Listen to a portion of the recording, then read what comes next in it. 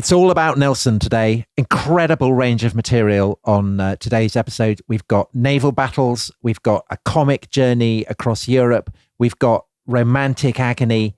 And we have the high drama of Nelson approaching Danish guns as he prepares for the Battle of Copenhagen. Unbelievable excitement. Listen on. This episode is brought to you by Hive. You know, history is full of transformations. The Romans shifted from republic to empire. The Tudors transformed monasteries into country houses. And do you know what?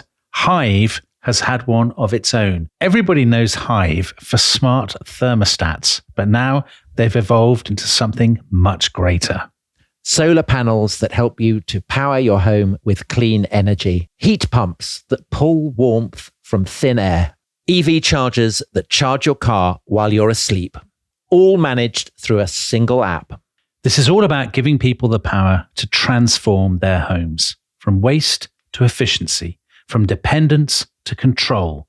From consumption to contribution. So history's next great transformation may not be happening in parliaments or palaces. It may be happening in your home.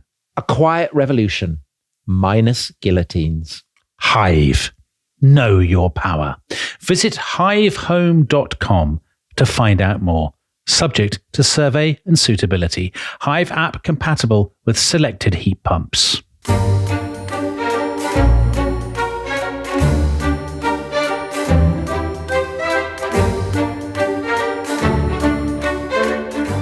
When Nelson's carriage drew up outside Neret's Hotel, in one of central London's most elegant streets, the pavement was packed with well-wishers.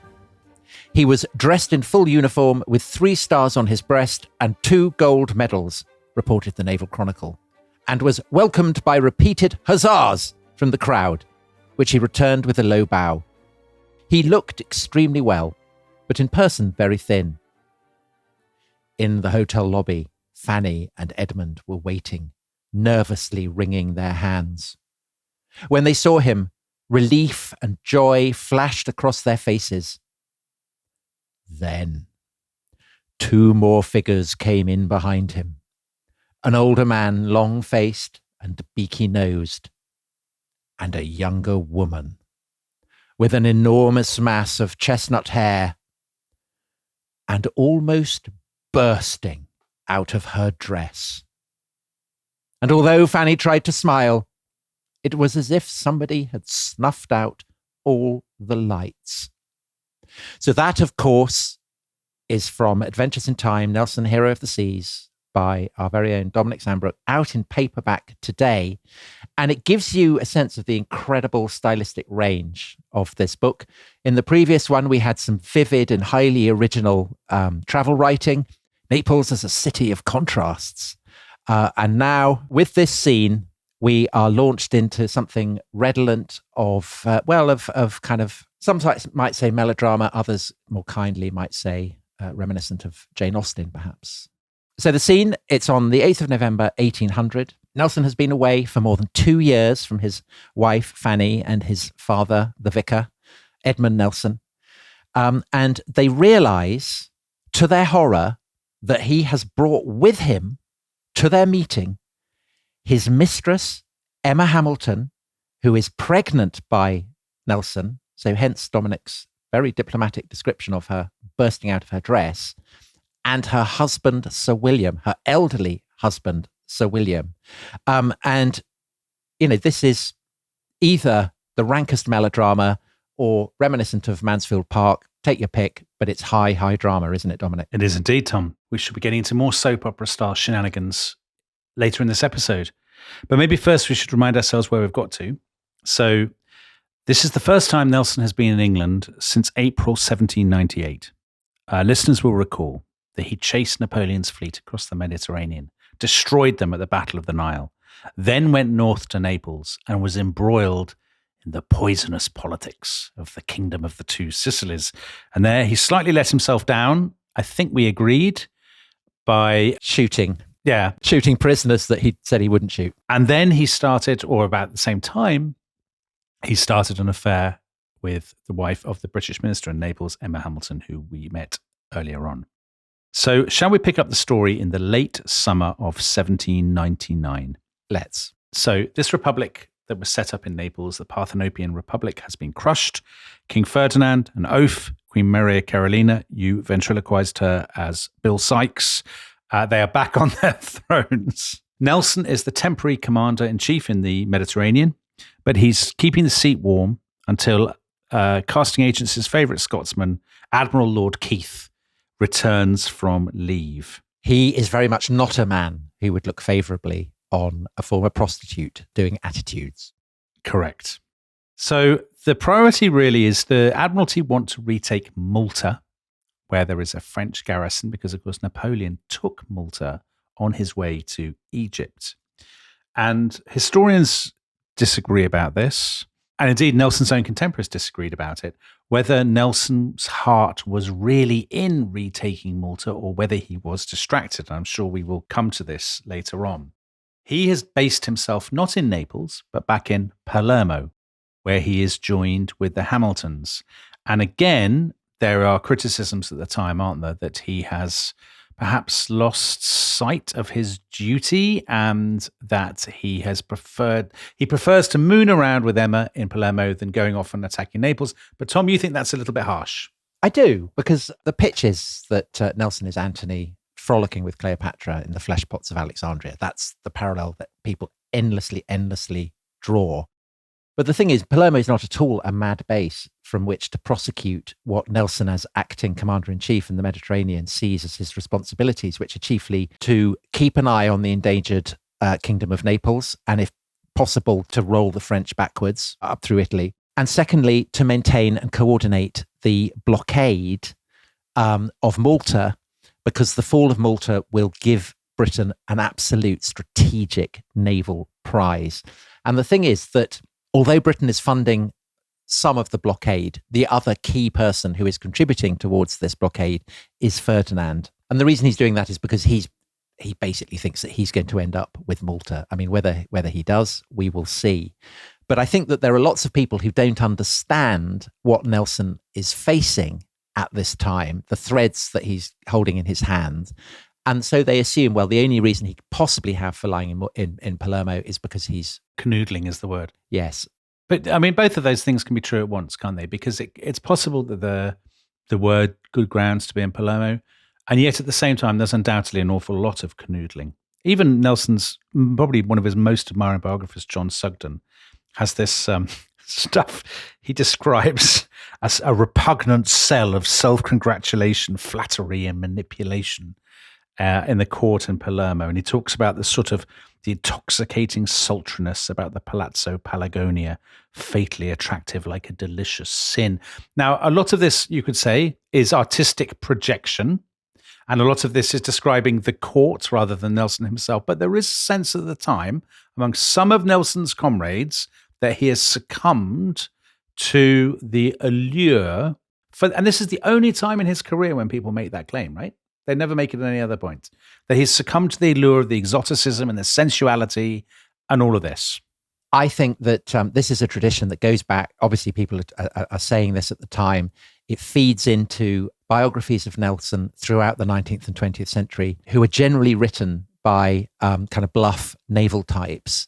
And I just don't think that they approve of Italians, of showgirls. I think there's a kind of weird obsession with the idea that everything Nelson is doing is because he's been seduced by A, Emma Hamilton, and B, the flesh pots of Italy, Palermo, Naples, take your pick. And the two get elided. I think undoubtedly he is having this affair, probably hasn't gone beyond the canoodling stage by this point. But I think equally it does, he can have this affair, but it doesn't stop him from being as effective and efficient and dynamic as he has ever been. And yet there are complaints from very early on from people who have gone to visit him, people who might be expected to be sympathetic to him, who feel that something has gone wrong. I'll just give you a couple of examples. So one of them is Lord and Lady Elgin Lord and Lady Elgin are going through Palermo on their way to Constantinople. Lady Elgin writes of Nelson and the Hamiltons and their relationship with the royal family. I never saw three people made such thorough dupes of as Lady Hamilton, Sir William and Lord Nelson. It's really humiliating to see Lord Nelson as if he had no other thought than her. This is actually Maria Carolina. Is it not a pity that a man who had gained so much credit should fling himself away in this shameful manner? Now, that's not an uncommon thing to say. So the other example I was going to give you was Nelson's old friend Thomas Trubridge, with whom he later falls out. Trubridge wrote to him and said, "Please, I'm hearing really disturbing reports about you. If you knew what your friends feel for you, I'm sure you would cut out all the nocturnal parties. The gambling of the people in Palermo is publicly talked about everywhere. I beseech your lordship, leave off. Lady Hamilton's character will suffer. Nothing can prevent people from talking. A gambling woman in the eye of an Englishman is lost." Now, putting that last bit on one side, this sort of sense that is clearly current, not just among later sort of Victorian biographers or whatever, but among some of Nelson's friends, that his focus isn't quite what it was, that he's keeping late hours, that, maybe you can say some of this is projection and some of this is Antony and Cleopatra, but surely not all of it, Tom. No, I mean, clearly it causes gossip. It causes scandal. The two most, the most famous man, the most famous woman in Britain having an affair. I mean, of course, it's absolute catnip for anyone who loves a scandal. And bear in mind that thing you read about, it's shameful what's going on here. This is about Nelson's relationship to the Queen of Naples. And I think that the feeling is that a British admiral should not be behaving like a flunky to rulers of some kind of tin pot Italian kingdom. I think that's the vibe, basically. And you could argue that perhaps Nelson is clinging to them too closely. But bear in mind, those are the orders he's been given. He has been told, look after them carefully. And I think you can absolutely make the case in terms of military strategy that maintaining the integrity of Britain's only real ally of significance in the Mediterranean at a time when Nelson is responsible for establishing the supremacy of the Royal Navy in the face of French threats, I think that is a reasonable strategic position to take. Now, when Keith arrives, he's very disapproving of Nelson's relationship with Emma Hamilton of course, that's his kind of moral position. But I think the much more deep-seated reason for the disagreements between the two men is that Keith isn't as convinced as Nelson is that the Italian theatre is important. His focus is much more on Minorca, on Spain, on Gibraltar. And that is a strategic disagreement. And the fact that Keith is coming to replace Nelson and that Keith is not good at handling Nelson, he's not afraid to insult him, to be rude to him, to inflict what Nelson sees as snubs, only adds to the mix. And I think that Keith's criticism of Nelson for having a relationship with Lady Hamilton and the more general gossip is veiling deeper-seated disagreements between Nelson and his peers and immediate superiors in the Navy about the course, basically, of strategy. Well, there are a number of different things here. So one of them, amid the general swirl, is that there's a backlash more generally against the Hamiltons, and that includes Sir William as well as Emma. So Sir William Hamilton, there is definitely a sense after the failure of the Neapolitan expedition to Rome, and then the huge fiasco of the revolution and the recapture of Naples, there is definitely a sense, I think, that Sir William has become much too close to the royal family and that he's slightly lost the plot. So he is replaced as ambassador effectively at the beginning of 1800. A new ambassador is sent out to replace him. And when he gets back to England, a big theme will be he doesn't get the pension he expects and he doesn't get the peerage he expects. And there's a sense in which people are like, well, the Hamiltons are useless.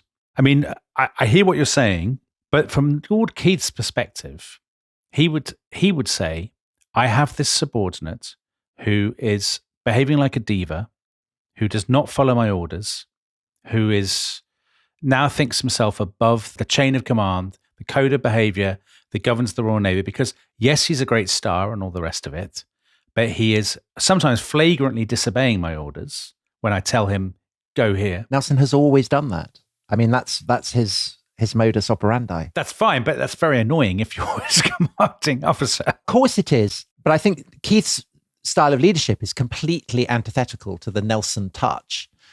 He doesn't have room for it. And so they're constantly rubbing up against each other. Yeah, Nelson is also, I mean, Nelson is not he's not brilliant at his own PR, is he? Because he's begging Keith the whole time to let him go home. So it's not surprising that Keith thinks this guy is not fully committed. Nelson's constantly complaining about his health, about his mental health. He says I've got a pain in my heart, all of this kind of stuff. And Keith looks at him and don't forget, Keith has heard a lot of the rumors. So before Keith even arrived in January 1800, another admiral wrote to him and said, watch out for this infatuation that Nelson has with Emma Hamilton. I think it's very sad that Nelson should have so sadly exposed himself to ridicule and censure. Now, you could say, well, this is just sort of moral puritanism and whatnot. And then Keith then arrives in Palermo and says, I found it a scene of fulsome vanity and absurdity. And I know what you'll say, that this is Keith kind of cosplaying a critic in Antony and Cleopatra or something. But that doesn't mean there's not an element of truth in it. No, I don't think he's doing that. I think he's trying to impose his authority, which is obviously what he should be doing because he's the commander-in-chief. But the problem is that Nelson wins victories by disobeying orders. That's also always been what he does. So there's a classic example of this in the early months of 1800, and it relates to the blockade of Malta. So Keith orders Nelson to abandon Palermo and come to Minorca.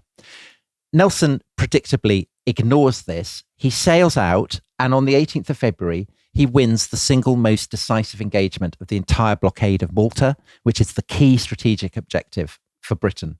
He meets a French relief force headed by a ship, Les Généraux, which is one of the two ships that had escaped destruction at the Battle of the Nile. Nelson captures it, and he does this by ignoring Keith's orders and trusting to his own instincts, which is what he always does. And I think you can see there exactly the tensions that have shadowed Nelson's entire career. Mm-hmm. Resentment that his commanding officers don't respect him. His commanding officers don't respect him because he's always prone to going off and doing his own thing. Then he goes and does his own thing, and it turns out brilliantly.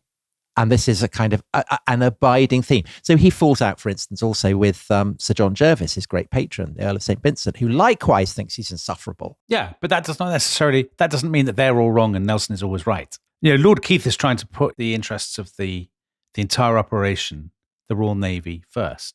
So John Sugden, who's the great Nelson biographer, I remember describing his books as the kind of War and Peace of kind of this gigantic epic. I mean, he is really critical of Nelson in this point. For all Nelson's self-righteousness, he must have known he was disappointing members of his profession, the brothers who had begged him to stay off Malta, as well as his superiors in London. He who had once been the fleet's greatest asset was now underperforming and becoming a hindrance to his commander-in-chief, a prima donna turning into a passenger. Nelson's heart was ruling his head, but for the first time in his life, he'd become an impediment rather than an asset to the service he'd loved. Now, Tom, I totally accept that you can take a contrary view of this. Well, you can quote Sugden to a contrary view because he also says no one fought harder for Malta than Nelson. And that's clearly the case throughout this spell. But often he's disobeyed orders in doing so. There is an example of this shortly after he has seen off the French relief force. And Keith explicitly orders him, don't go to Palermo. But Nelson does, pleading ill health. Now, I think that is probably genuine. Nelson does seem to have been incredibly ill at this point. To quote on this occasion, Andrew Lambert, another great biographer of Nelson, on the 18th of March, while on passage to Palermo, Nelson experienced chest pains that convinced him he was close to death. Now, it may be hypochondria. I mean, that's a massive hypochondriac. But he genuinely seems to have thought he was close to death. And I think he's exhausted, he's ill. People suggest he might have had a hernia, he might have had gout. I mean, I think he is genuinely ill. And thrown into the mix is the fact that Keith has not congratulated him on his victory in capturing Les Généraux. And more than that, he has given it as a prize to his own lieutenants so that they will claim the prize money. And you can see why this would generate bad blood between the two men. I mean, I think these are complicated waters, shall we say. And the upshot is Keith and Nelson, Keith has arrived, at the beginning of 1800? They don't get on at all well. There's constant arguments. Nelson, a lot of officers say Nelson's dallying with Lady Hamilton, doesn't care. Other people say, no, that's fine, he's great, it's all going well. But Nelson, by about the middle of the year, is constantly saying, I've had enough, I want to go home, please let me go home. And eventually Keith says, yeah, fine. I'm sick of you. Good riddance to you. And actually, even how the question of getting home, there's a sort of an argument about that. So Keith says to Nelson, I'll give you a frigate. You can go home in a frigate. Now, Nelson says, oh, what, a frigate? I, as a great star, and the Hamiltons, these tremendous people, should be going home in splendor. Now, actually, as it turns out, Emma doesn't want to go by sea at all, does she? Partly because she knows that Maria Carolina, her great friend, is planning a trip to Vienna, great Habsburg capital, and she would really like to go on land with Maria Carolina. Now, as we will discover, Emma is also pregnant, so that is another issue. Anyway, Nelson says, fine, we'll go overland, we'll go via Austria, we'll go via Germany, and then, cross the North Sea to England. And I think do you not agree that this is seen as generally undignified? Undignified. Yes, I do. It's not fitting for the guy who won the Battle of the Nile should come home, land at Portsmouth, all of that stuff. But actually, there is a sense, I think, what Emma and Maria Carolina get with this. And I think also there's a sense that he's been led into bad habits by foreigners bedecking him with baubles and comical medals and things. He looks like a character from Gilbert and Sullivan, I think, at this point. Yeah, and this is felt to be kind of undignified. And I think this undoubtedly poisons the otherwise kind of complete mood of approbation that would be greeting him. I think there is a kind of undertow of anxiety that he is making himself look ridiculous, that he's letting himself down. And it obscures the fact that actually his term as commander-in-chief has not remotely been a disaster. So he has kept Sicily, and in the fight, he's got Naples back, and he's prosecuted the blockade of Malta with extreme efficiency and with such effectiveness that actually shortly after he's departed, so on the 5th of September 1800, Malta will surrender, and rather than hand it over to King Ferdinand, the British keep it, much to everyone's surprise. And basically they will keep it for a century and more. It will play its part in the Second World War. But actually, the even bigger thing, surely, is that Nelson is returning to England as the victor of the Nile, the winner of the greatest naval victory in Britain's history, the victory that effectively punctured Napoleon's dreams of empire in Egypt. And the tragedy, I think, and this is even for his critics within the Navy, for Lord Keith and all these other people, that as they see it, the tragedy is that the victor of the Nile has tarnished his own record and is going back. Whether he's tarnished it, whether he really has tarnished it, I'm sure we can debate.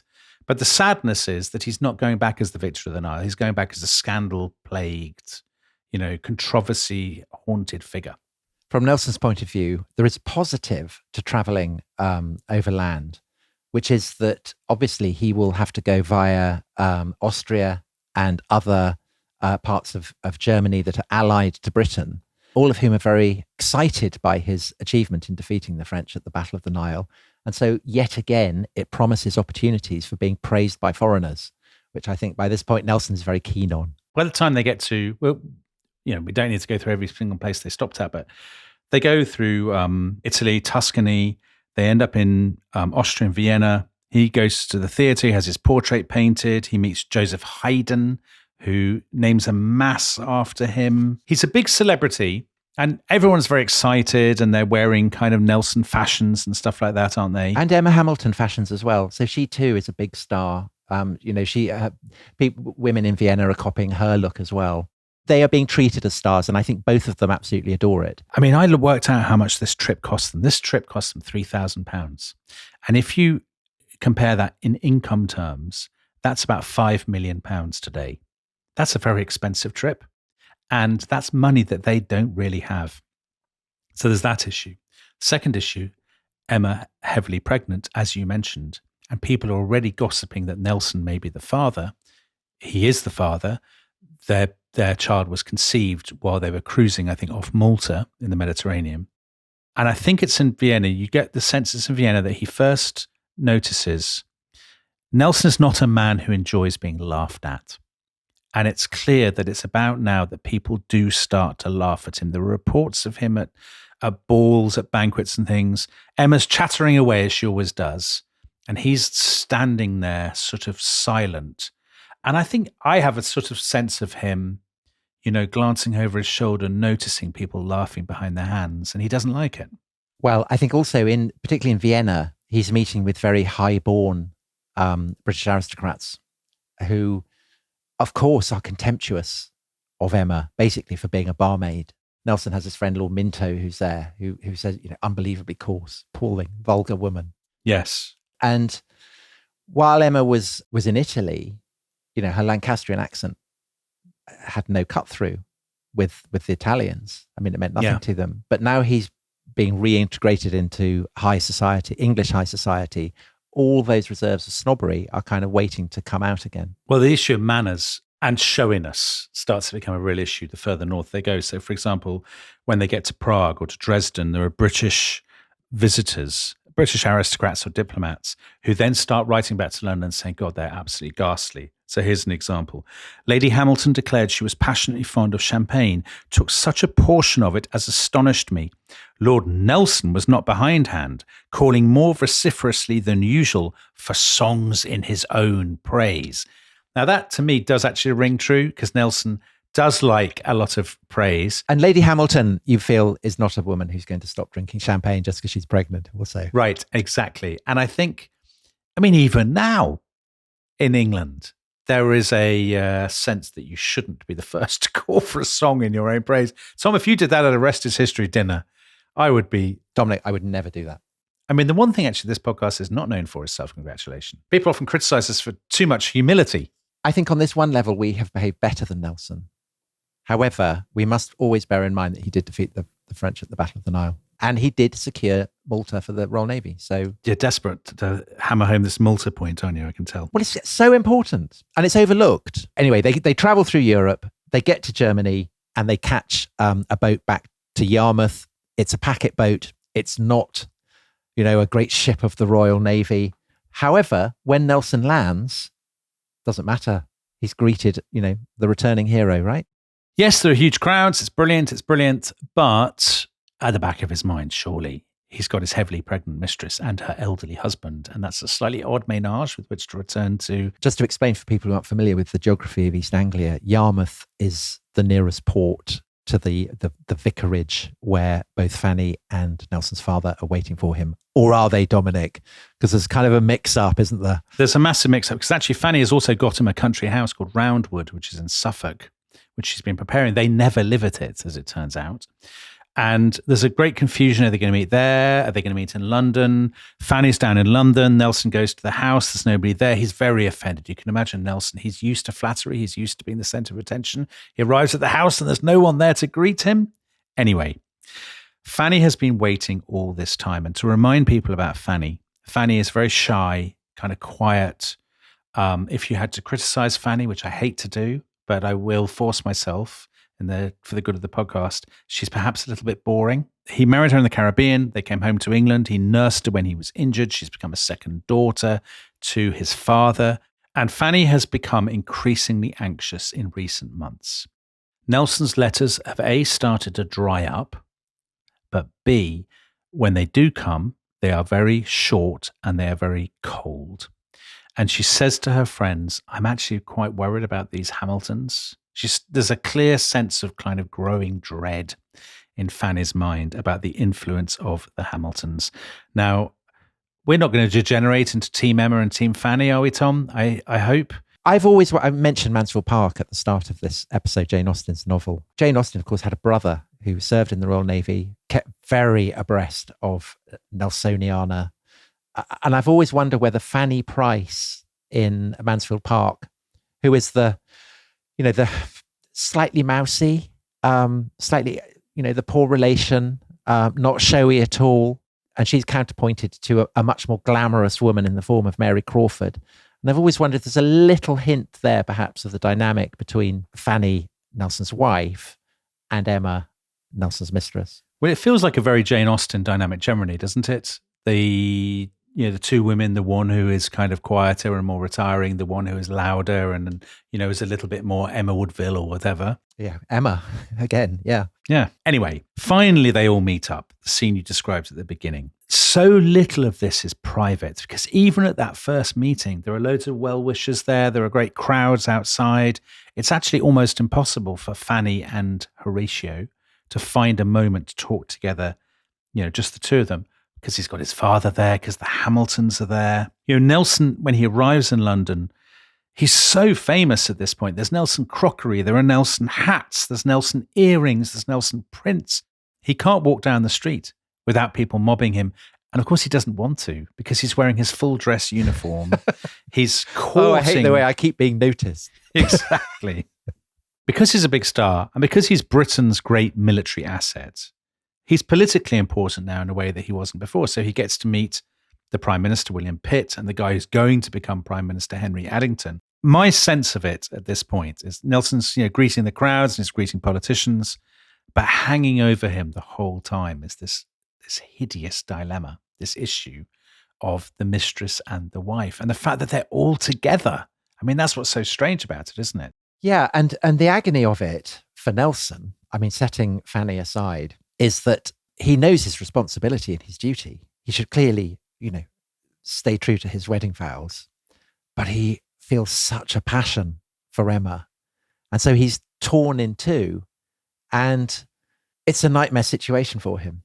It is, however, even more, I think, of a nightmare situation for Fanny. Oh, I mean, the fact that it's public, I think that's the thing, that they're forced to go to all these dinner parties where, there's dinner parties where she's seen in tears.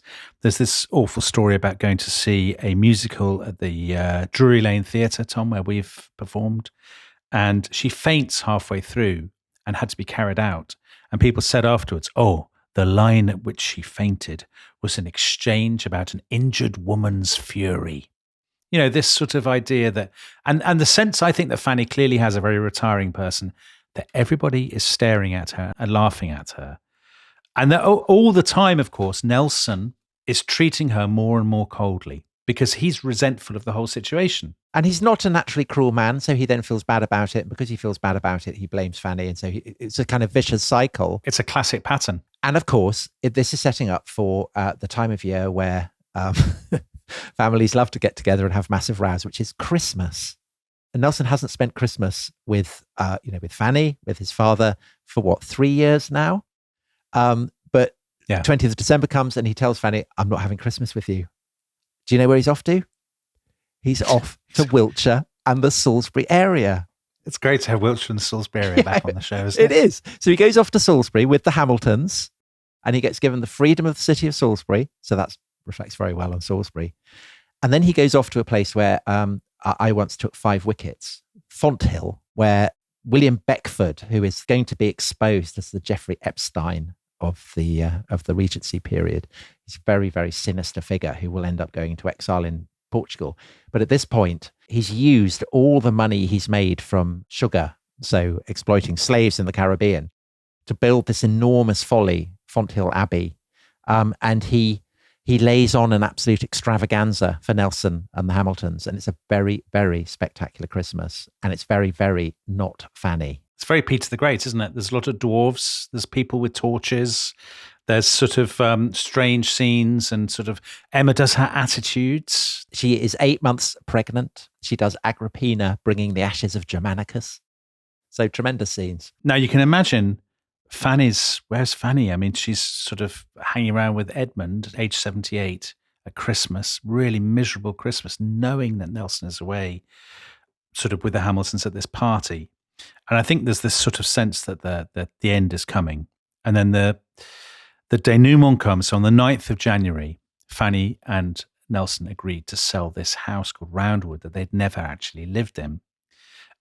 And a few days later, they're having breakfast with their lawyer. Nelson mentions at breakfast something about dear Lady Hamilton.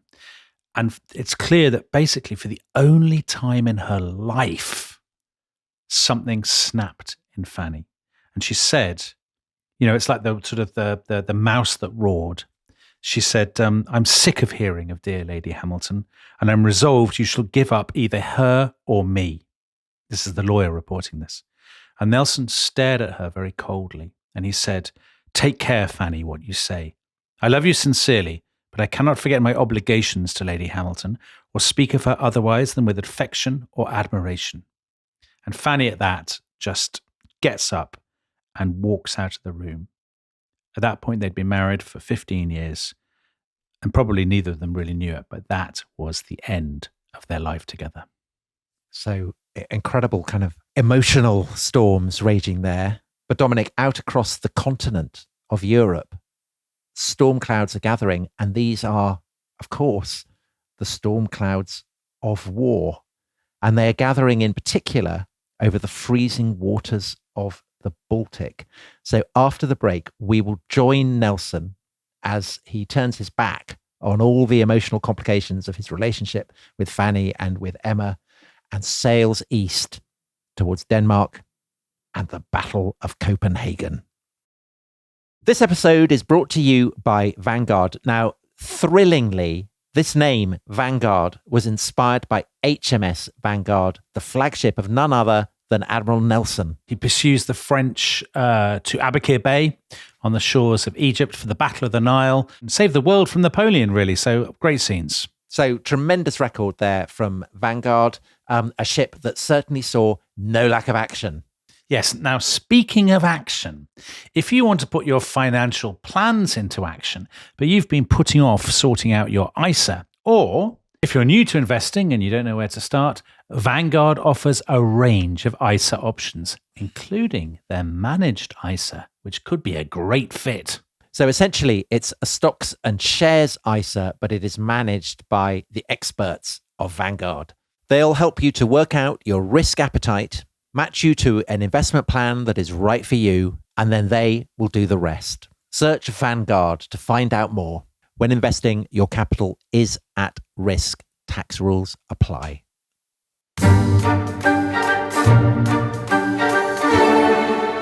Hello, welcome back to The Rest is History. We ended the first half with, of course, the storm clouds of war gathering, and they're gathering over the Baltic. And Dominic, people may be slightly puzzled about that because we've been talking a lot about the Channel, the Atlantic, the Mediterranean. What on earth is going on in the Baltic that would cause storm clouds to gather? Would you like some political context? I'd like you to pull the camera back. Oh, very good. Very good. Okay, so the French Revolutionary Wars had broken out in 1792, and they've been going on forever. This latest phase, which began in 1798, is called the War of the Second Coalition. But despite all Nelson's heroics at the Nile, the Second Coalition has begun to break up. Because the coalition is between France's enemies, including Britain and Russia and Austria and so on. Britain's main partners, the Austrians and the Russians, are both basically about to pull out of the war and sign treaties with the French. So that means that not for the last time, Tom, Britain stands alone. Stand alone for all that's good in this world. Yeah. So now the seas are massively important, of course, for Britain, and they're even more important if you basically have no land allies, because the sea is all you have. The Royal Navy has been blockading the French coast to try and starve the French of trade and supplies. And in the long run, in the very, very long run, that's how we win the war. Because we control the seas, we suffocate Napoleon, suffocate his economy, and we force him into mad gambles like invading Russia. Sad to say, not all of our European friends have respected this blockade. And a very good example is Denmark. Denmark has been flirting with a policy of armed neutrality, meaning they send warships to help their merchant ships break the blockade. And then in late 1800, while Nelson is in the middle of the sort of Fanny-Emma imbroglio, there is a shocking new development. So one of Britain's key Second Coalition allies was Tsar Paul I of Russia. He is a very strange and disagreeable man. We like a strange and disagreeable Tsar, don't we? Yeah, well, we specialize in them, as does Russia. And he has, I think, he's sort of got all the worst aspects of Peter the Great and none of the good ones. So he loves massive military parades. He loves flogging people. He's obsessed with, so Peter the Great, people may remember, was obsessed with beards and cutting people's, stopping them wearing caftans and they had to wear trousers. This guy, he doesn't approve of modern liberal clothing. He in fact bans round hats, trousers and lace-up shoes. And he also believes that waistcoats contributed to the outbreak of the French Revolution, because he thinks all of these things are kind of liberal. It's liberal coded dress, and it speaks of Republican sympathies. And he just doesn't like republicanism. He doesn't like new ideas, all of this stuff. Right. So, which is why he would be fighting against France, because France is a hotbed of waistcoats and ludicrous hats. But there's another side to him. He's obsessed with becoming, this is your Malta thing again, Tom. He's like you. He's obsessed with becoming the Grand Master of the Knights of St. John. So when Britain did capture Malta in September 1800 and kept Malta for themselves, Tsar Paul I said, "What? What's this? You can't have Malta." And switches sides. So you see, I'm right. Malta is key. You see, I think it's sad that we had to fight the Danes and we had to teach the Danes a lesson. And this would not have happened if we hadn't taken Malta. Anyway, basically, Paul switches sides. He opens talks with Bonaparte. And Bonaparte, by this point, is first consul, isn't he? So he's overthrown the Directory. He's clearly basically the dictator now. So in December 1800, Paul signed a deal with the other Baltic powers. That's Denmark, Sweden, and Prussia. And they set up a league of armed neutrality. They will break the blockade of the Royal Navy and they will trade with the French. Now, clearly, this is a massive threat to Britain's war effort. First of all, it would mean that Russia controls the Baltic. But also, it would give the French enough timber, enough hemp, enough iron to restock their navy, build loads of new ships, win back control of the seas potentially. And of course, if they did that, it's curtains for Britain and game over in the war. So to quote Andrew Lambert, great historian, if Britain accepted, she would abandon her great power status and accept French hegemony over Europe. These issues were fundamental to Britain's very survival. So by December 1800, so the point at which Nelson is going off to William Beckford's slightly sordid party, George III is telling the House of Commons, our honour and independence, our maritime interests, our security, all depend on not letting this happen. And this is upsetting for him, isn't it? Because he's got he's related to the Danish royal family. He loves the Danes. So Denmark, since 1784, has been run not by its king, because he's mad, but by his son, Crown Prince Frederick. And Crown Prince Frederick is George III's nephew. And George likes him. He likes the Danes. Everybody likes the Danes. So Nelson, he sees them as basically the best thing any foreigner can be, the brothers of Englishmen. Exactly. High praise. That was the highest praise. So they try to negotiate, but while that's happening, the Admiralty says, look, we're going to have to send a fleet into the Baltic to show that we mean business. And your orders are capture or destroy the Danish fleet first. Because obviously if you're sailing up the Baltic, Denmark comes first, then you go past Sweden, and then finally you get to Russia. And the orders are very clear. The Secretary of War, Henry Dundas, writes, we must show the Royal Navy is, and I quote, a match for the whole naval force of the world combined. We have to rule the waves because we're so inconsequential on land that, that's the only way we'll stay in this war. Now, this is made for Nelson, isn't it? This has got his name all over it. And he has been itching to get to sea. The weird thing is he begged to be sent back to England, begged and made a nuisance of himself to Admiral Lord Keith. Then he got back to England and said, I can't wait to get back to sea again. Because, of course, he's adrift on land, isn't he? He's not at ease, and he's got this terrible love triangle. Well, I think also going and having a crack at the Danes, it's simpler than having to arse around with Malta and, Queens and all that. It's much more complicated. But I think the fact that Nelson is not appointed to the command, he's only given a role as deputy, does reflect the fact that back in London, his reputation has been tarnished. I think otherwise he would have been given command of it. I think it has. Whether he would be capable actually of wielding sole command is an interesting question, because he's, not for the first or the last time, he's in a bit of a terrible state, isn't he? He's had an attack of malarial fever. I always think with Nelson, so much of this physical stuff is psychosomatic to some degree. He went to see his old patron, Sir John Jervis, who's now the Earl of St. Vincent. And Jervis was really shocked by Nelson's appearance, Poor man, he is devoured with vanity, weakness, and folly. Well, that's what you want from your the patron and father figure that you most admire in the Navy. From there, Nelson travels down to the dockyard at Plymouth, and there he has news at the end of January, beginning of February, that changes his life. Because probably on the 29th of January, we can't be sure, Emma has finally given birth to a daughter. Do they acknowledge it? They don't. Well, they can't. How can you? Do they? Are they so subtle that they give no hint as to whose daughter it might have been? They call her Horatia. Horatia, yeah. And he sends Emma all these coded letters. They call themselves Mr. and Mrs. Thompson.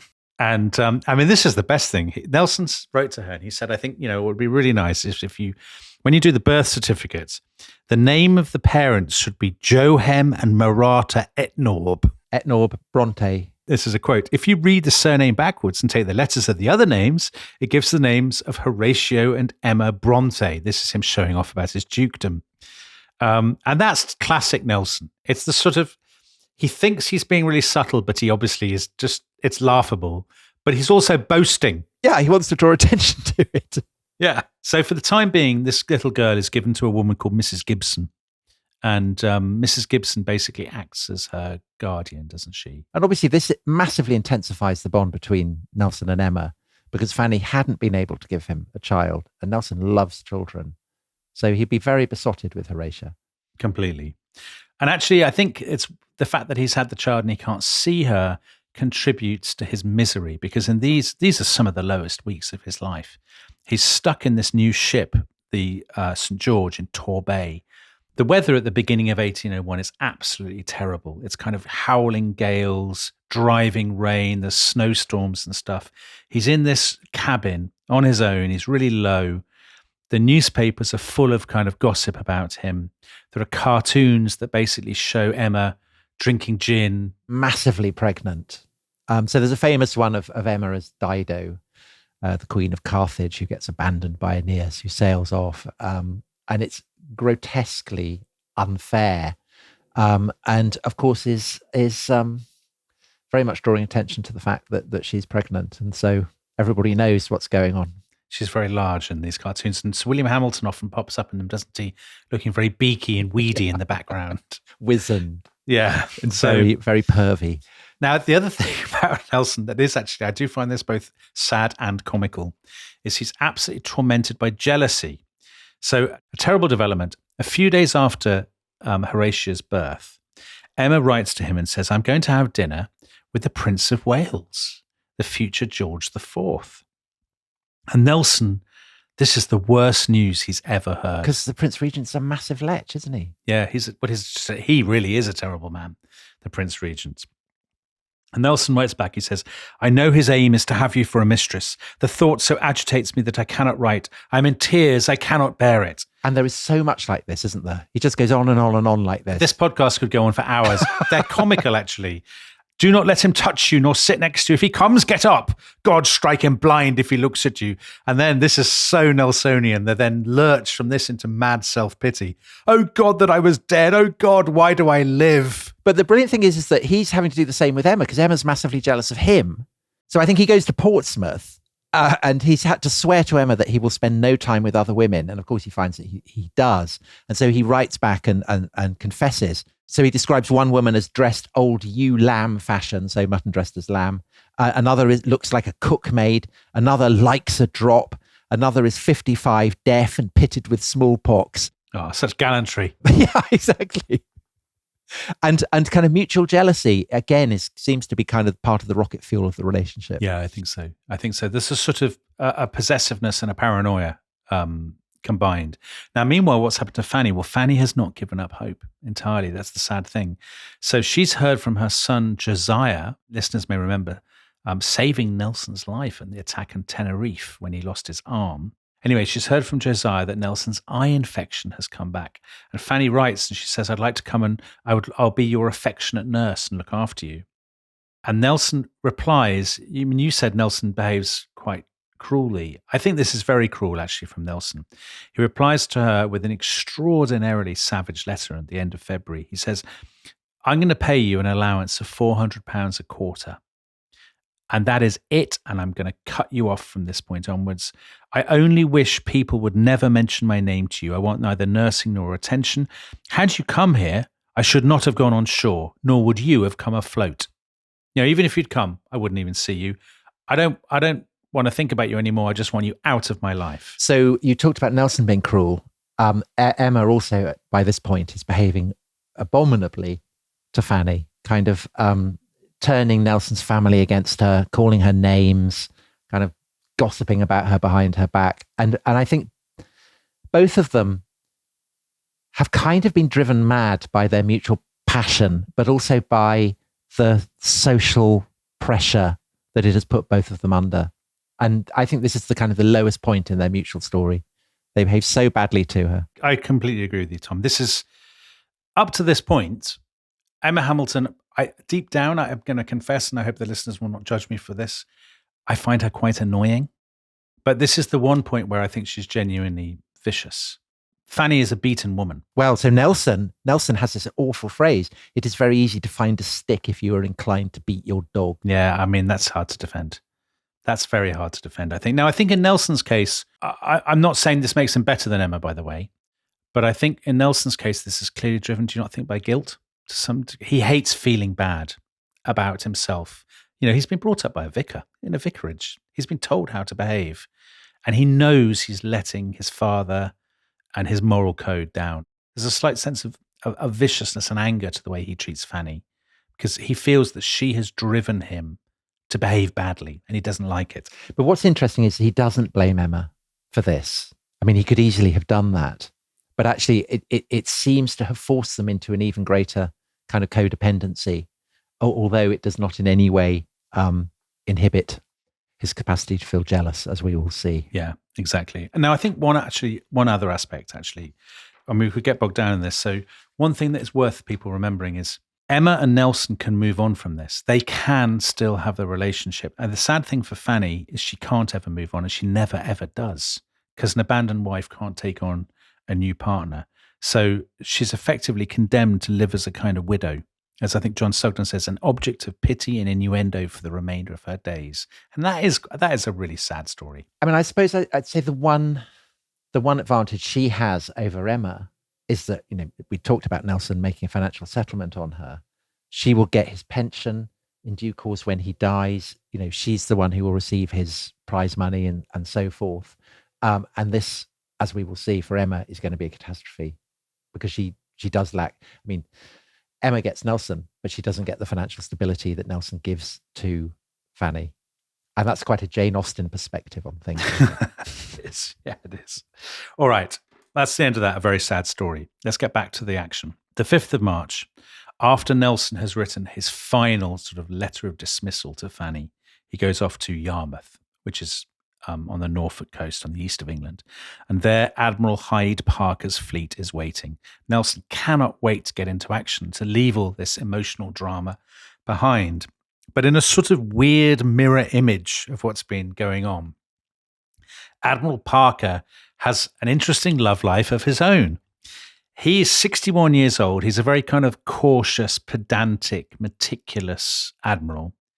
But he's just married a new bride, and her age is variously given at 24, remember he's 61, or by some sources as 18. There's a bit of a gap. Now, Admiral Hyde Parker he's delighted. He's having a tremendous time, and he's in no hurry to go sailing off to the Baltic when he's got this teenage bride. So while Nelson is chafing, Admiral Hyde Parker is organising balls and parties and all this kind of thing, and so they don't set off for another week. But Dominic, the thing is that even when they do set off, and you'd think that Nelson's focus now would be all about the campaign to come, he's still obsessing about Emma. And he's still obsessing about the Prince of Wales and kind of writing letters to her all the time. And I always think when I read about this campaign and you read all the letters that he's sending to Emma, it's unbelievable that he has the focus and capacity to achieve what he achieves on this campaign. I mean, it's astonishing. Copenhagen is an amazing story, which we'll come to. The incredible thing is that basically the build up to it, he's writing a letter saying, Sir William Hamilton's pimping you out. What are you doing? How are you associating with a set of whores, bawds, and unprincipled liars? All of this kind of thing. He writes about his dreams, doesn't he? He says, there's a dream in which I hit you over the head with a stick and then threw a tub of boiling hot water over you. Because of the prince. Yeah, that's a strange letter to get from your lover. I think Emma would roll with it. You reckon? Well, she clearly does. Well, it's the kind of, the drama of it all, the melodrama. Now, meanwhile, as they sail northeast through the North Sea, the pace of events is quickening. On the 14th of March, the Admiralty sends them their final instructions. We want you to force the strait between Denmark and Sweden, annihilate the Danish fleet and the dockyards at Copenhagen. And if this isn't enough to intimidate the other Baltic powers, we want you to head on towards the Russian naval base at Kronstadt. And hurry, time is of the essence. So they sail on through this kind of driving rain and snowstorms. And on the 19th of March, they reach the northern tip of Jutland, which is called the Skaw. And here they hear news that Britain's negotiating team has been expelled from Denmark. So there's no doubt now it is war. So Admiral Parker sends a message home. He says, we will head around the tip of Jutland right away, and I will put the orders into execution. So round they go, and 3 days later, by the 22nd of March, they're approaching the town of Helsingør, better known as Elsinore, which is in the shadow of this great castle.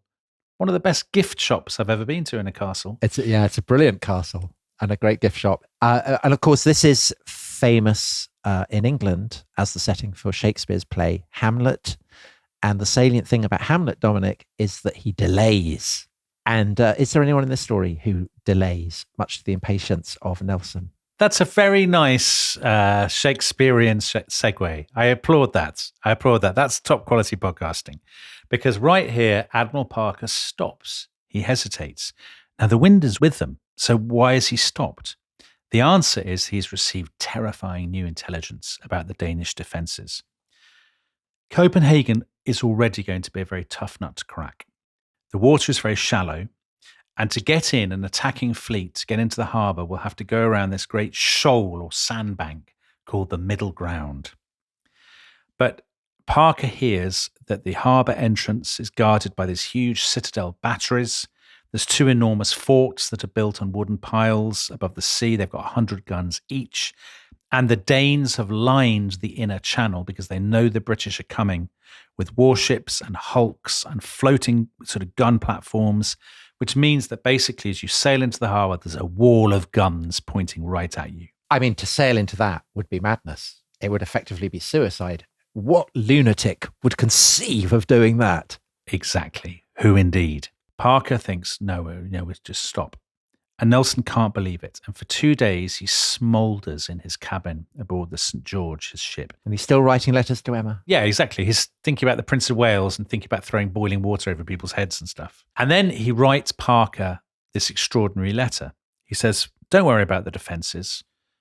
Time is of the essence. It's now or never. We have to strike at the Danes. Not a moment should be lost. This is a quote in attacking the enemy. They will every day and every hour be stronger. And then he says to Parker, the honour of England is in your hands. On your decision depends whether our country shall be degraded in the eyes of Europe or whether she shall rear her head higher than ever.